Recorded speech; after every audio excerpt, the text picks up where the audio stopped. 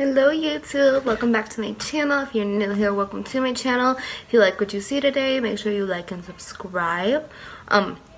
Today's video is going to be a little walk in my life, my past year and a half of my life as a single mother. I'm going to talk about pros and cons of being a single mother, what I like about it, what I don't like about it. I don't know, there really is nothing I don't like about it, but it's definitely not the ideal situation for anybody. I don't know anyone that would willingly run off and be like, oh yeah, I want to do everything by myself. So yeah, if you like what you see today, I'm gonna do a few more videos just like this. It's just gonna be like a chit chat video. Make sure you like and subscribe below. So let's go ahead and get started. So today's video is, like I said before, it's going to be talking about being a single mother. So I've been a single mom of my little daughter. I have a daughter. She's almost 2 years old. She'll be 2 in January. But I've been a single mother of her since the beginning. And it's not like I have full custody of her. We don't, I shouldn't say we don't see her father, but because she does. We do 50-50 custody. So we have split time with her. And that's really hard for me. I love my baby as much as he loves her, as much as any parent out there loves their child. And it's just very hard to not always come home and see them. So the way we have it split up right now is he gets her, I don't even know how to say it. It's like he gets her Mondays, Tuesdays, I get her on Wednesday, Thursday, and then we do weekends, and our weekends are Friday, Saturday, Sunday, and we do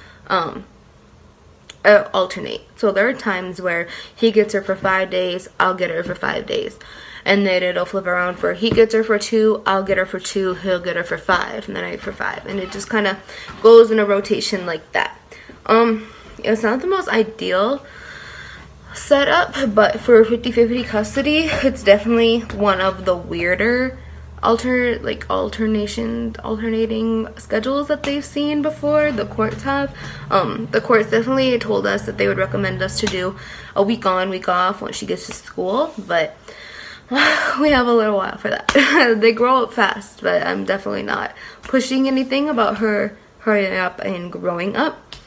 So I have a little list of questions over here, things that people have asked me in the past, things that people have asked me recently, what's hard about it, what's easier about it, and then just a little backstory.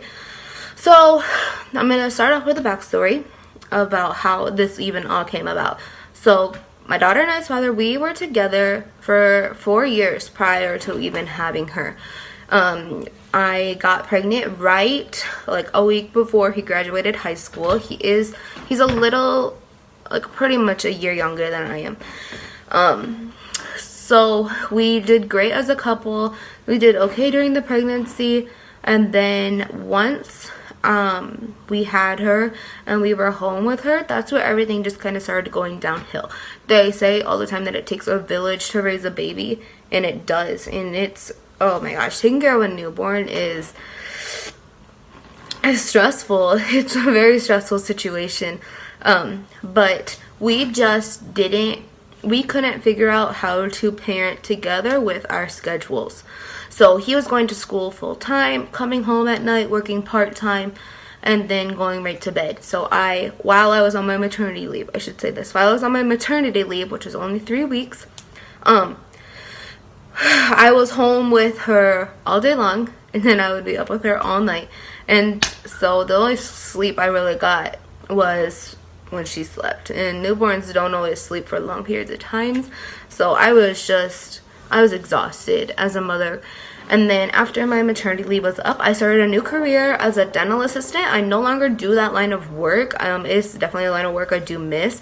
I definitely plan on going back to it in the future if any opportunity would be appealing, and a lot of factors play into that, like pay, hours, because right now I have a great job with great pay, and I don't see myself really leaving it anytime. But that will definitely be my next video. I'm going to talk about my career, my job, whatever you want to call it. But yeah, so after I was on maternity leave, she was at daycare most of the day, but I was still the only one up with her during the night. And it just got to the point where I was like, I'm done. I can't do it anymore. I was emotionally drained, physically drained from going to working 10 hours a day at a dental office and then up with her all night and then doing it again. And I just couldn't handle it. So we ended up splitting up when she was about, I want to say about 3 months old. And we've been split up ever since. And ever since we have split up and we've done the parenting just like this, that co-parenting or whatever, we get along a lot better, because before we would constantly fight, we would yell at each other, and it was just not a healthy relationship anymore. So co-parenting the way that we do now, we are a lot friendlier with each other, we get along with each other, we are just better people and better parents separate, and I don't think there's anything wrong with that. So we lived with my parents in the beginning.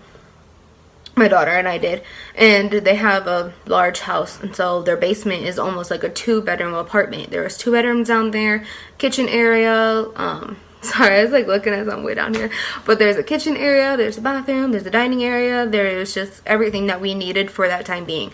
They let me stay there rent free, which is super nice, and just really get up on my feet. But the hardest part about living there is we were in the basement, so, and like my family, they're like heavy walkers, and then I have 2 younger sisters.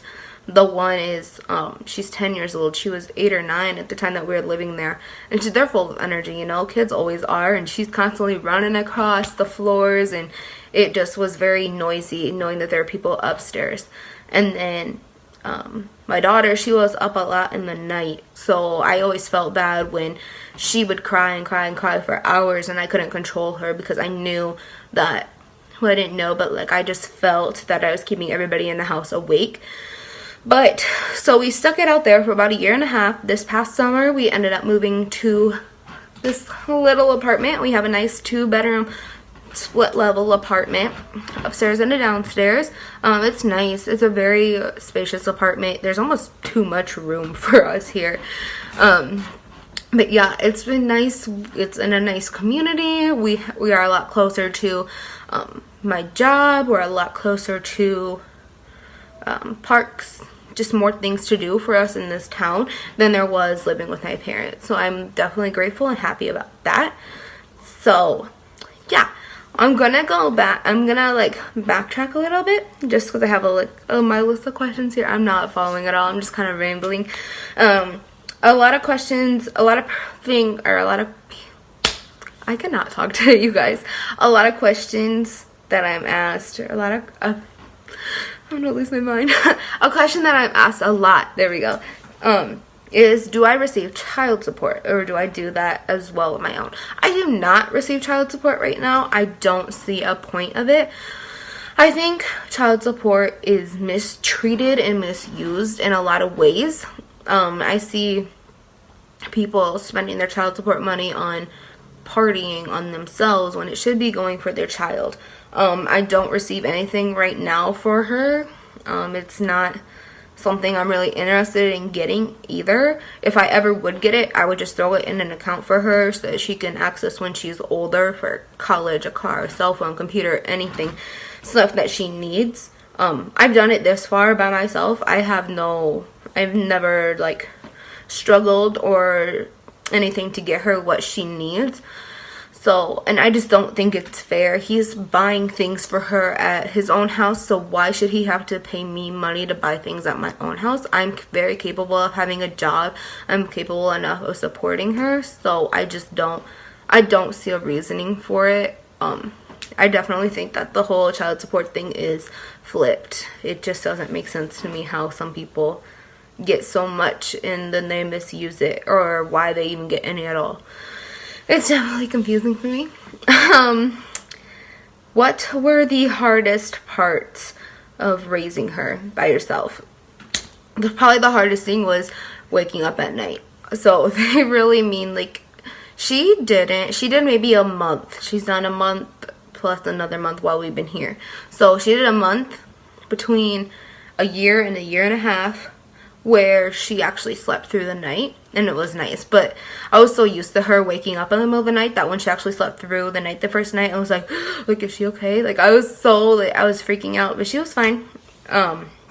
And then when we moved here to the apartment, she did sleep about a month through the night as well. I do co-sleep with her quite a bit, so it's easier. She seems to sleep better when she sleeps in my room with me versus sleeping in her own bed. She does sleep in her own room, in her own bed sometimes, but I'm not like, oh, you have to sleep in here. No, if she wants to sleep in my room, she can. It doesn't bother me at all. But yeah, definitely the whole sleeping thing, that was something that really messed me up, is you don't get your straight 8 hours of sleep. That's something that when she is not here, when she's with her dad, that's something I definitely look forward to. It's just like, I get to sleep in. She's doing a lot better lately. She's been sleeping in until almost 9 in the morning, but there's some mornings that it's like, we cannot sleep in that late. Like, we have to wake up. I had to wake her up the other morning, and she was not happy with me. And that night too, she went to sleep at about 11:30 that night, and then she woke up twice between 11 to 3:40 in the morning. At 3:40, she was wide awake. She was jumping in my bed, she was talking to her animals, trying to talk to me, and she was awake from about 3:45 to about 5:30 in the morning, and then she went back to sleep. And then when my alarm went off at 8 o'clock, that alarm was set for us, okay, it's 8 o'clock, we need to be leaving the house. It was 8 o'clock, and I was just waking up. It didn't faze her at all. She acted like she didn't even hear it. And so I was trying to like shake her and wake her up lately, and she was just not having it. So I finally just got myself ready and then got her ready at the last minute. And then, yeah, when I brought her to daycare, she was not happy. That's going to lead into my next question, is how do you do daycare? Chloe's father's mother, so Chloe's grandmother, that's my daughter's name, by the way, Chloe. I don't think I said that before. It's so weird, like, saying my daughter, so I'm just going to call her by her name now. But Chloe's grandma, has an in-home daycare, and so she just goes there during the day. So she gets to hang out with grandma, she gets to hang out with the other kids, she still gets that interaction, and it's just nice. There's just so many scary things going on these days with daycares and everything. It's just, I couldn't imagine sending her to a daycare center. I worked in a daycare while I was pregnant, and I worked in a few other ones while I was in college, and just sometimes seeing the way that some kids are treated there, it just makes me nervous. I'm happy that she gets to go somewhere where I can know that she's going to be safe and she's going to have fun, and I don't have to worry about, oh, is something bad gonna happen today at daycare. Next question is, do you get along with like his parents? So I do. We get along just like acquaintances. Like, I respect them, they respect me. There's not really much to say about it. Obviously, they go to daycare. Well, she goes to daycare there. So do you pay for daycare was another question under there. I do not. That is one super nice thing, because daycare is ridiculously expensive. But no, they do not make us pay for daycare, which is really nice. Name one good thing and one bad thing about being a single parent. A good thing is, oh gosh, I don't even know like what a good thing about being a single parent is. Maybe just like that we kind of have our own routine here. It's just us. I get to spend so much time with her, like just one-on-one with her. I get to build such a bigger bond with her. A con about being a single parent is it's just, you don't really have you time anymore. If I ever want to shower, I have to wait till she's either in bed at night or she's taking a nap. I can't just hop in the shower and leave her downstairs. She needs my attention all the time. I can't just run the garbage out. I can't just go run an errand. She has to come with me, which I don't mind. She's great at shopping. She loves shopping. But it's just, it really makes you realize that your life is not about you anymore. Like, you have somebody else there that you need to be worrying about as well. I'm not really sure. I've kind of hit all of it. But yeah, being a single parent is definitely not an ideal situation, but I couldn't imagine it being any other way. Sure, it's super hard not having her every day, but it's also nice because I get time to do laundry. I get time to clean the house, to vacuum. She doesn't like the vacuum, so I cannot vacuum when she's here. She hears, it's super weird. When she was a baby, we would turn the vacuum on, and she would hear it, it would be a calming thing for her. She'd just be quiet and she'd sleep. But now she hears it on and she screams, she runs, she'll hide behind the couch. Yeah, she is not a fan of it. But yeah, I don't really have anything else to talk about being a single parent. I don't know, it's just, you just kind of deal with it, I guess. You just kind of, it's not something I would have chosen. It's not something, I don't know. Oh, there is one more question. Dating as a single parent. I have dated a few people since I have, just kind of been ready. After her father and I split up, I just definitely took time for myself, just to kind of figure out who I was, to take time for me, just kind of be single for a while. And so I've dated, I think I've officially dated like 2 to 3 people. It's been like official almost. One was official, one was like almost. But it's hard because it's like, the first thought that I always think is, okay, is this person going to be a good influence around my child? If I think no, I'm just like, no. Like, we can be friends, but I don't see it ever going any farther. If they pass that first question, it's like, okay, when are they going to be ready? When are they, like, how are they going to act? Because there's just some people that don't like dating single moms or single dads out there, and I think that's okay. I'm like finding a bunch of questions, so I'm like looking at them. I think everything is okay. It's not for everybody. Some people don't like the attachment to that child just in case something does happen, which has happened with one of my relationships. I only have had one relationship where they have actually met her, and it was definitely, after we're still friends, we still speak to each other, and he said definitely the hardest part was not seeing her anymore, not talking to her anymore. So it's just definitely, like, I'm not one of those people that brings just anybody around my child. I can't do that. There's not a point to have people coming in and out of your child's life. I just think that's confusing for the child and immature of those people as a parent, honestly. And then, okay, last question, I promise. Another question I had was, how do you still live your life as a young person? I'm like, scribble isn't as a young person as you do as a single mother. It's hard, because I'm 21 years old. I just turned 21. I was 20 when I had her, so I'm definitely at that age where I want to go out with friends. I want to go to the bars. I want to go to parties. And it's weird because a lot of people shame teen mothers for that, young mothers, whatever. They're like, oh, where's your kid? It's like, oh, she's with her father. Oh, I got a babysitter. I've only ever gotten a babysitter for her once to go do something with friends, and that was my own mother. But I was definitely ashamed for that. I was out with my friends for 2 hours that night. We just went to dinner. That's it. We just went out to eat. And I had people bashing me actually on Twitter about being a bad mom, about how I should have been home with my child, and it was my night. I could have done it a different night, but I don't know. Ever since that situation, I don't go out unless it's not my time to have her.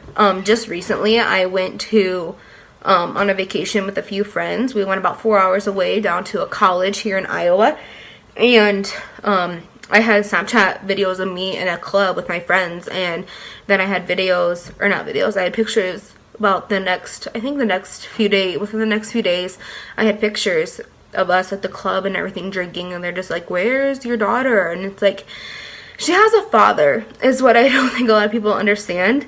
I'm still young, and so is he. He's about to turn 21 here within the next few weeks, and it just makes you feel like bad as a mother, because you know what, we're still young.